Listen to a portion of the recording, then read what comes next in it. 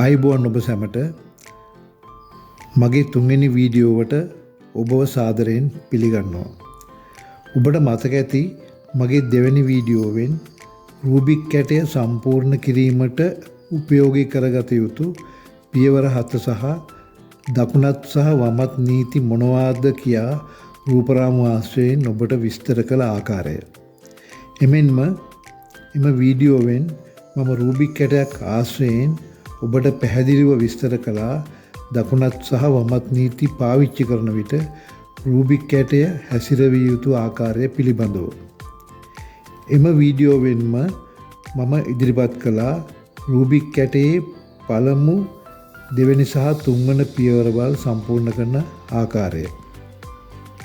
එමෙන්ම තුන්වෙනි පියවර ඒ කියන්නේ දෙවැනි පේලිය සම්පූර්ණ කිරීමේදී ඔබට මුහුණ දීමට සිදුවන ගැටලු සහගත තත්වයක් පිළිබඳවත් එම ගැටලුව විසඳිය හැකි සරල ක්‍රමයක් පිළිබඳවත් මම ඔබට රූබික් කැටය ආශ්‍රයෙන් පැහැදිලි කළා.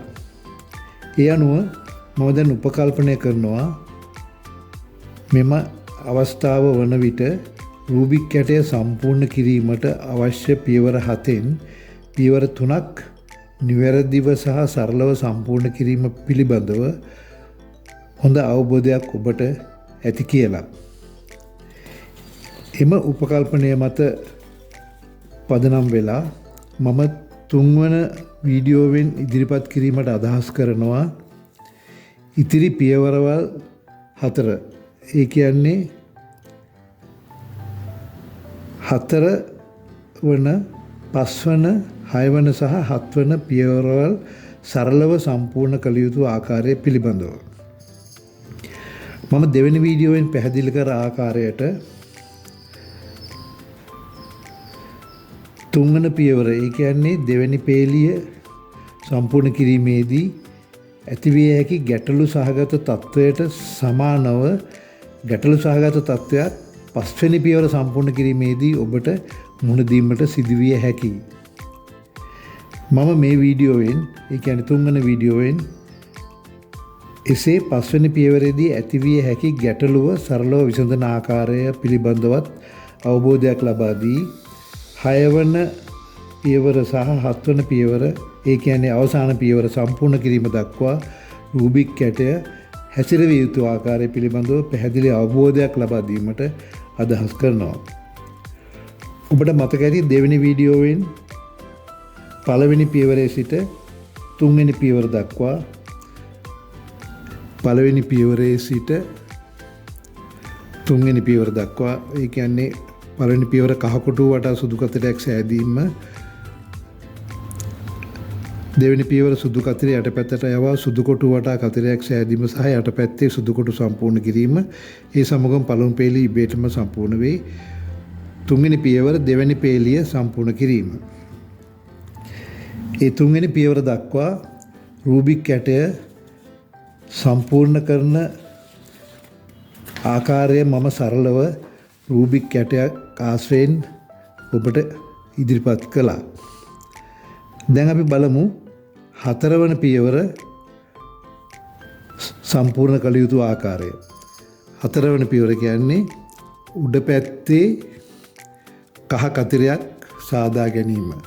උඩ පැත්තේ කහ කතරයක් සාදා ගැනීම. දැන් මේ අපි තුන්වෙනි පියවර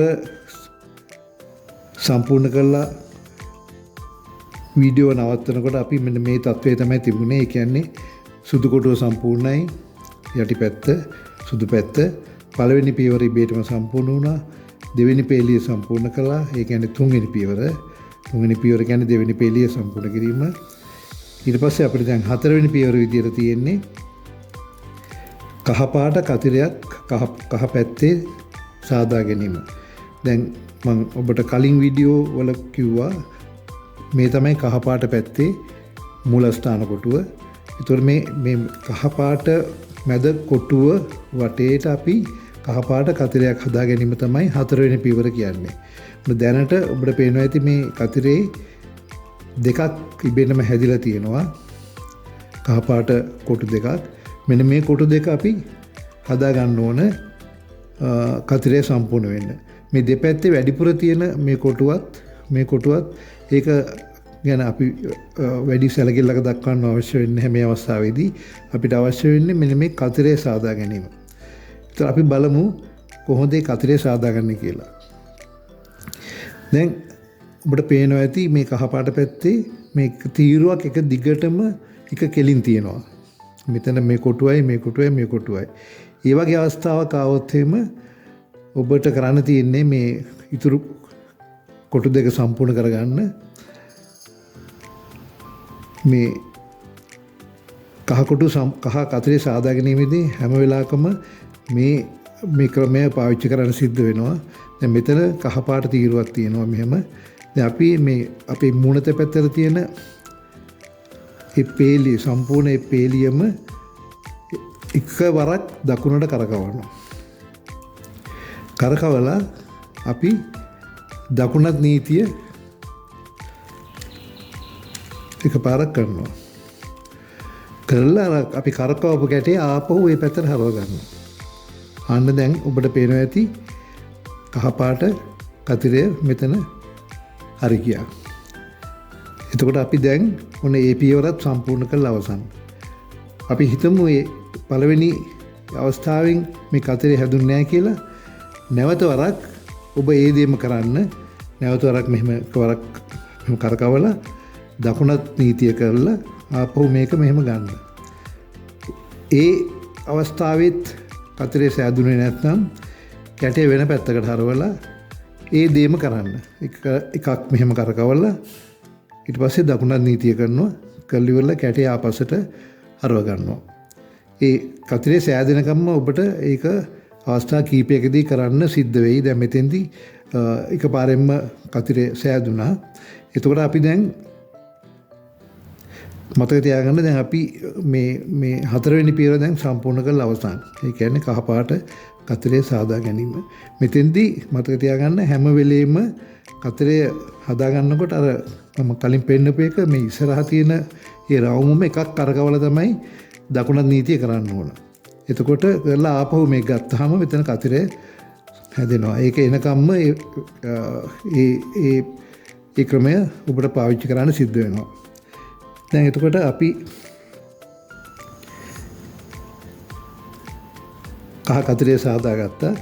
අපිට දැන් ඊළඟට පුළුවන් පස්වෙනි පියවරට යන්න. දැන් අපිට පුළුවන් රූබික් කැටේ පස්වෙනි පියවරට යන්න. පස්වෙනි පියවරදී අපි කරන්නේ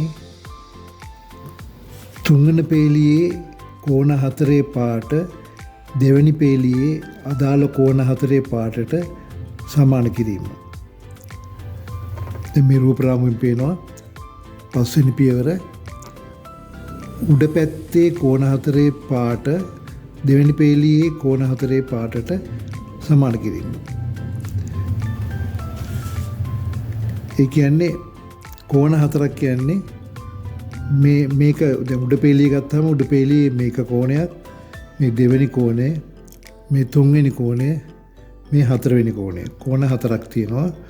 දෙවෙනි පේලියෙත් කෝණ හතරක් තියෙනවා. තුන්වෙනි පේලියෙත් කෝණ හතරක් තියෙනවා. දැන් අපි මෙතෙන්දි කරන්න ඕන පස්වෙනි පියවර විදියට මේ උඩ පේලියේ තියෙන කෝණ හතරේ පාටවල් දෙවෙනි පේලියේ කෝණ හතරේ පාටවල් වලට සමාන කර ගැනීම. අපි උදාහරණයක් වශයෙන් ගත්තොත් මෙන්න මේ කෝණය ගත්තොත් උඩ පේලියේ මේකේ තියෙන කොළ පාට, තැඹිලි පාට. අපි මෙතෙන්දි මේ කහ පාට අමතක කරන්න ඕන. මොකද කහ පාට මෙතෙන්ට අදාළ වෙන්නේ නැහැ. හේතුව කහ පාට අවශ්‍ය වෙන්නේ මේ කහ පාට පැත්ත සම්පූර්ණ කර ගැනීමට පමණයි. ඒක නිසා මෙතන මේ කෝණය ගත්තොත් මේ කෝණේ තියෙන්නේ තැඹිලි පාටයි කොළ පාටයි. මේ කෝණය ගත්තාම ඔබට පේනවා ඇති රතු පාටයි කොළ පාටයි. මේ කෝණය රතු පාටයි නිල් පාටයි. මේ කෝණය නිල් පාටයි තැඹිලි පාටයි. ඒ කෝණ හතරට අදාළ පාටවල් තමයි මම දැන් පෙන්වුවේ. ඒ වගේම දෙවෙනි පේලියේ ඔබට පේනවා ඇති කොළ පාටයි රතු පාටයි, නැවතත් කොළ පාටයි තැඹිලි පාටයි, තැඹිලි පාටයි නිල් පාටයි, නිල් පාටයි රතු පාටයි. දැන් අපිට කරන්න තියෙන මේ පස්වෙනි පියවරේදී මෙන්න මේ කෝණ වල හතරේ තියෙන පාට දෙවෙනි පේලියේ කෝණ හතරේ පාට වලට සමාන කිරීම. දැන් අපි බලමු මෙතන මෙන්න මේ කෝණ දෙක අපිට පේන ඇති සමානයි. කියන්නේ තැඹිලි පාටයි නිල් පාටයි තැඹිලි පාටයි නිල් පාටයි. මේ කෝණය ගත්තාම කොළ පාටයි තැඹිලි පාටයි මේකේ රතු පාටයි නිල් පාටයි ගැලපෙන්නේ නැහැ. මේ කෝණය ගැලපෙනවා. මේ කෝණ දෙක ගත්තාම මේ කෝණයත් ගැලපෙනවා. නිල් පාටයි රතු පාටයි කොළ පාටයි රතු පාටයි කොළ පාටයි. මේ කෝණය ගැලපෙන්නේ නැහැ. මේ කෝණ දෙක නිල් පාටයි රතු පාටයි කොළ පාටයි රතු පාටයි. එතකොට අපිට පස්වෙනි පියවර ඉදිරියට කරගෙන යාමේදී අත්‍යවශ්‍ය වෙනවා එක ළඟ කෝණ දෙකක් මේ පාට සමාන වීම. සමාන වෙලා තියෙන්න ඕන මේ එක ළඟ කෝණ දෙකක පාට උඩ පේලියේ කෝණ දෙකේ පාට දෙවෙනි පේලියේ කෝණ දෙකේ පාට සමාන වෙලා තියෙන්න ඕන එක ළඟ. දැන් මෙතන ඔබට පේනවා ඇති එක ළඟ දෙකක් නැහැ. දැන් මේක ගත්තාම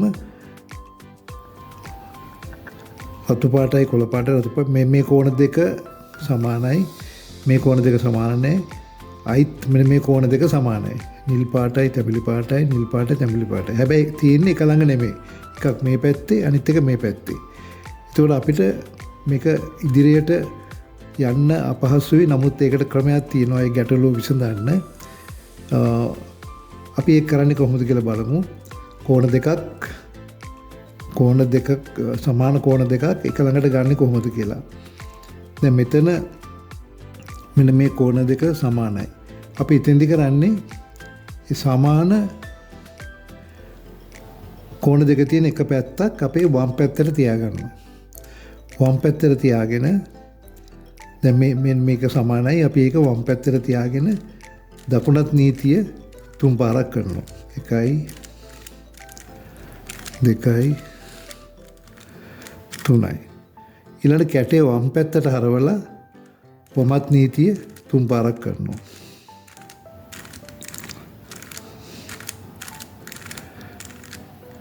දැන් බලන්න දැන් කෝණ වලට මොනවද වෙලා තියෙන්නේ කියලා. දැන් මෙතන රතුයි නිලුයි තියෙනවා. අපි ඒක කරකවමු රතුයි නිලුයි පැත්තට. දැන් මෙතන රතුයි නිලුයි සමානයි. මේ කෝණ දෙක සමානයි. මේ කෝණ දෙකත් සමාන වෙලා නිල් පාටයි තැඹිලි පාටයි නිල් පාටයි තැඹිලි පාටයි. දැන් එක ළඟ දෙකක් ඔන්න සමාන වෙලා තියෙනවා. මේ කෝණ දෙකයි සමානයි. මෙතන තැඹිලි පාටයි කොළ පාටයි රතු පාටයි කොළ පාටයි සමාන නැහැ. මේ දෙක සමාන නැහැ. රතු පාටයි කොළ පාටයි තැඹිලි පාටයි කොළ පාටයි. දැන් එතකොට මෙන්න මේ කෝණ දෙක සමාන වෙලා තියෙන එක ළඟ. අපිට අවශ්‍ය වෙන්නේ එක ළඟ කෝණ දෙකක් සමාන කර ගැනීම. දැන් මෙතන මේ දෙක සමානයි මේ දෙක සමානයි. අපි ඉතින්දී අර ඉස්සෙල්ලා කරා වගේ මේ සමාන වෙච්ච කෝණ දෙක තියෙන පැත්ත අපේ වම් පැත්තට තියාගන්නවා. දැන් මම අයිත් නැවත වරක් මතක් කරන්නම්. මේ කෝණ අපිට පේනවා ඇති රතුයි නිලුයි මේක නිලුයි තැඹිලි. එතකොට මේ කෝණ දෙක සමානයි මේ කෝණ දෙක සමානයි. එක ළඟට ඇවිල්ලා තියෙනවා. අපි ඒක වම් පැත්තට තියාගෙන දකුණත් නීතිය 3 පාරක් කරනවා. 1 2 3යි. ඉස්සෙල්ලා වගේම අයි කැටේ වම් පැත්තට හරවලා වමත් නීතිය 3 පාරක් කරනවා. 1 2 3යි. එහෙම කරලා උඩ රවුම එකපාරක් කරකවන්න දකුණට. දැන් බලන්න දැන් කෝණ හතර සමාන වෙලා ඇති. දැන් මෙතන බලන්න නිල් පාටයි තැඹිලි පාටයි නිල් පාටයි තැඹිලි පාටයි රතු පාටයි නිල් පාටයි රතු පාටයි නිල් පාටයි සමානයි. කොළ පාටයි රතු පාටයි කොළ පාටයි රතු පාටයි ඒ දෙකත් සමානයි. අනිවාර්යයෙන්ම ඊළඟ එක සමාන වෙන්න ඕනේ. තැඹිලි පාටයි කොළ පාටයි තැඹිලි පාටයි කොළ පාටයි. දැන් ඔබට පේනවා ඇති කෝණ හතරම උඩ පේලියේ කෝණ හතර දෙවෙනි පේලියේ කෝණ හතරේ පාටට අපි දැන් සමාන කරගත්තා. අපි දැන් පස්වෙනි පියවර සම්පූර්ණ කළ අවසන්. ඒ කියන්නේ උඩ පේලියේ කෝණ හතරේ තියෙන පාට දෙවෙනි පේලියේ කෝණ හතරේ පාටට සමාන කිරීම. ඔබට දැන් ඒක පේනවා ඇති මේ කෝණේ පාට මේ කෝණේ පාටට සමානයි. පාට දෙකට මේ කෝණ දෙකත් එහෙමයි. මේ කෝණ දෙකත් එහෙමයි. මේ කෝණ දෙකත් සමානයි. දැන් අපිට ඊළඟට තියෙන්නේ 6 වෙනි පියවරට යන්න. 6 වෙනි පියවර තමයි කහ පැත්ත යටට හරවා කහ කොටු සම්පූර්ණ කිරීම. කහ පැත්ත යටට හරවා කහ කොටු සම්පූර්ණ කිරීම. දැන් කහ පාට පැත්ත තියෙන්නේ මේ උඩ පැත්තේ. ඒක යවන්න ඕන මේ යට පැත්තට. යවන්න කියන්නේ කැටේ හරවන එක. දැන් අපි කැටේ මෙහෙම හරව ගත්තාම දැන් කහ පාට පැත්ත ආවා මේ යටට. දැන් උඩ තියෙන්නේ සුදු පාට පැත්ත. දැන් මෙතෙන්දී මේ පියවරේදී මතක තියාගන්න මේ පැති හතරෙන් මේ පියවර සම්පූර්ණ කරනකොට 6 වෙනි පියවර Tamanට කැමති පැත්තක් Tamanගේ මූණ දිශාවට හරව ගන්න පුළුවන්. ඕනම පැත්තක්. දැන් මම මෙතෙන්දී හරව ගත්ත කොළ පාට පැත්ත. ඔබට අවශ්‍ය පරිදි අවශ්‍ය පැත්තක් හරව ගන්න පුළුවන්. මම හරව ගත්ත කොළ පාට පැත්ත. මෙතෙන්දී ඉතාමත් වැදගත් වෙනවා මතක තබා ගන්න. මේ උඩ පේලි දෙක කරකවන්නේ නැහැ මේ පියවර කරනකොට. ඒ උඩ පේලි දෙක අපි ස්ථාවරව මෙහෙම අල්ලගෙන ඉන්න ඕනේ. අපි කරකවන්නේ මේ යට පේලිය පමණයි. මේ කොටු සම්පූර්ණ කිරීමේදී කහ පාට කොටු මේ යට පේලිය පමණයි කරකවන්නේ.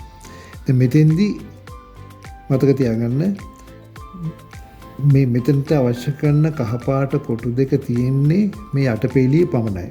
අපි ඒක තමයි යට පේලිය පමණක් මෙතෙන්දී කරකවන්නේ. මේ උඩ කිසි තැනක ඔබට පේනවා ඇති කහ පාට එක කොටුවක්වත් නැහැ. මේ යට පේලිය පමණයි තියෙන්නේ. එතකොට මම කොළ පාට පැත්ත මගේ දිශාවට හරව ගත්තා. දැන් මෙතෙන්දී වැදගත් වෙන දෙයක් තියෙනවා. ඒ කොළ මේ කරකවනකොට ඒ කහ පාට කොටුව එක්ක මෙතෙන්ට එන්න ඕන. එහෙම නැත්නම් මෙතෙන්ට එන්න ඕන. එක්ක මෙතෙන්ට එන්න ඕන, එක්ක මෙතෙන්ට එන්න ඕන. ඉදිරියට ඒ පියවර කරගෙන යන්න. දැන් අපි මේක කරකවලා බලමු. යට පේලිය කහ පාට ආවේ නැහැ තාම. මොන දැන් කහ පාටයක් මෙතෙන්ට ආවා. එක්ක මෙතෙන්ට එන්න ඕන, එක්ක මෙතෙන්ට එන්න ඕන. දැන් මෙතෙන්ට ආවා. අපි ඒක නිසා දකුණත් නීතිය කරනවා මේ කහ පාට කොටුව මෙන්න මෙතෙන්ට එනකම්.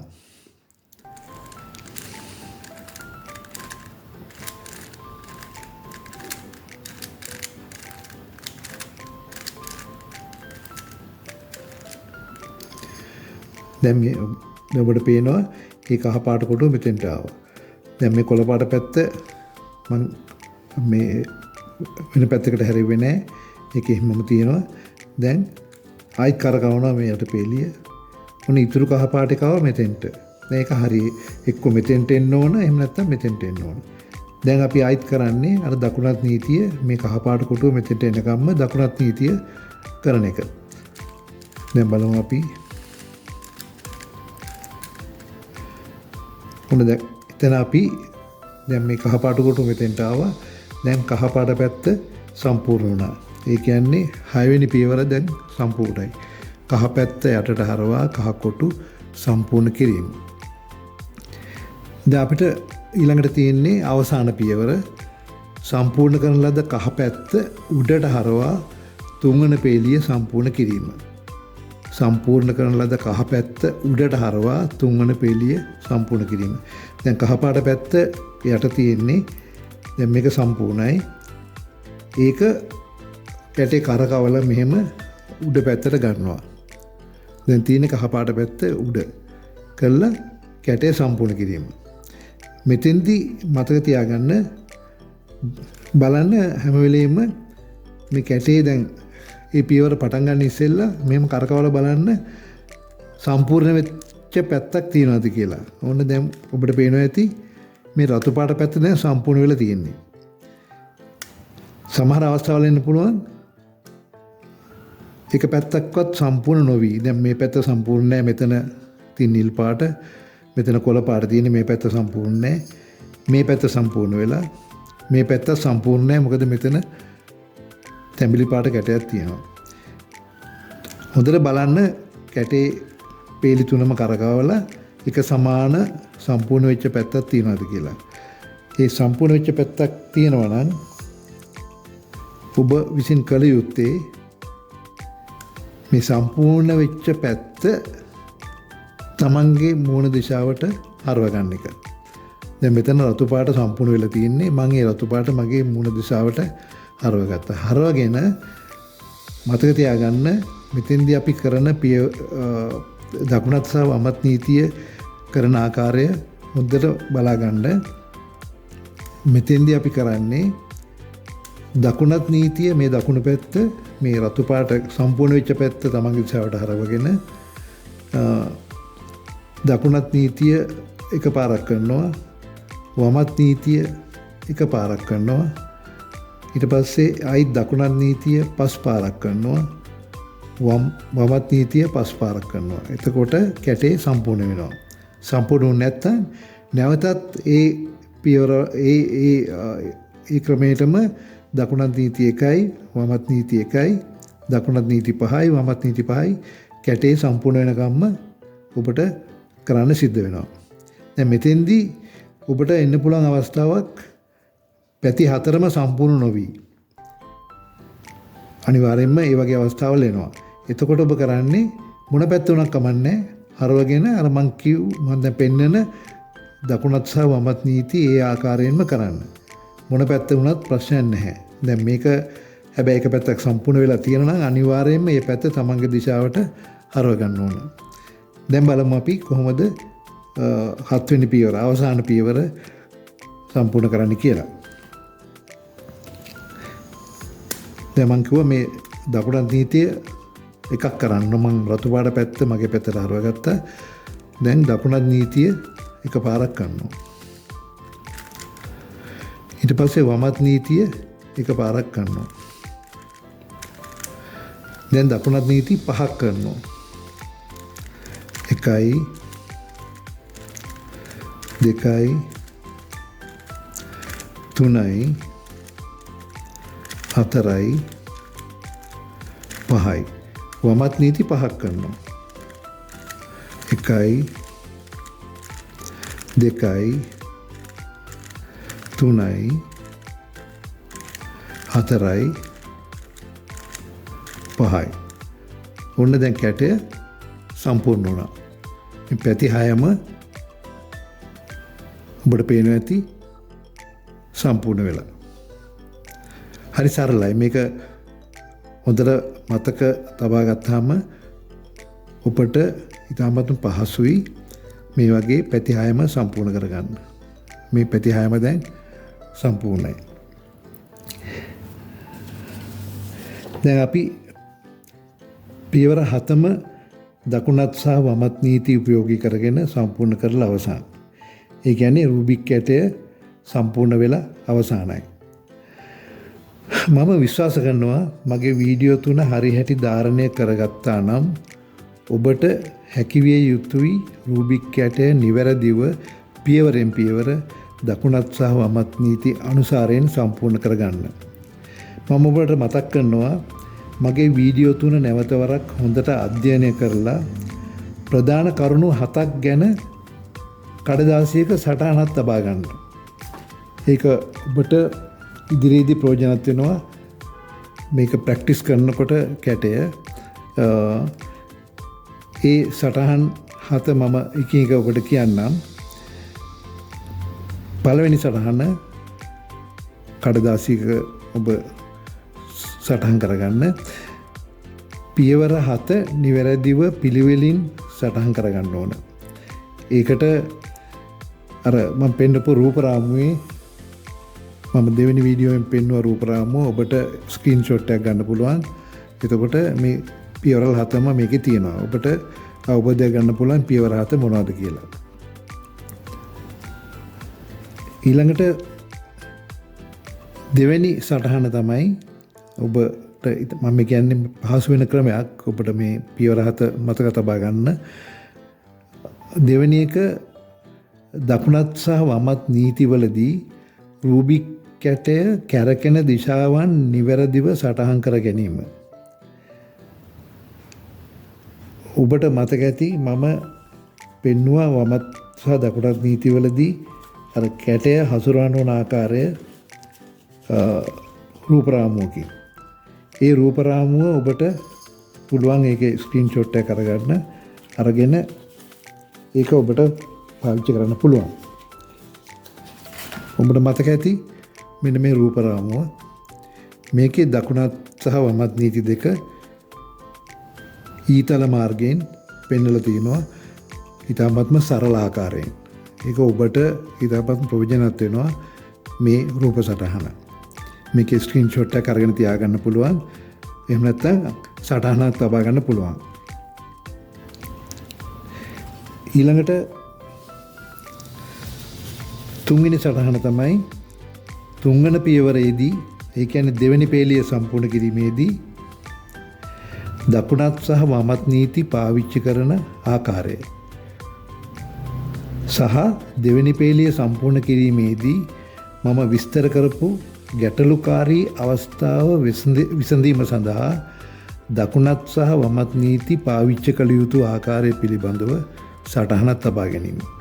මායිත් කියන එක තුන්වන පියවරේදී ඒ කියන්නේ දෙවෙනි පේළිය සම්පූර්ණ කිරීමේදී දකුණත් සහ වමත් නීති පාවිච්චි කරන ආකාරය සහ දෙවෙනි පේළිය සම්පූර්ණ කිරීමේදී මම විස්තර කරපු ගැටලුකාරී අවස්ථාව විසඳීම සඳහා දකුණත් සහ වමත් නීති පාවිච්චි කළ යුතු ආකාරය. ඒ පිළිබඳව සටහනක් තබා ගැනීම.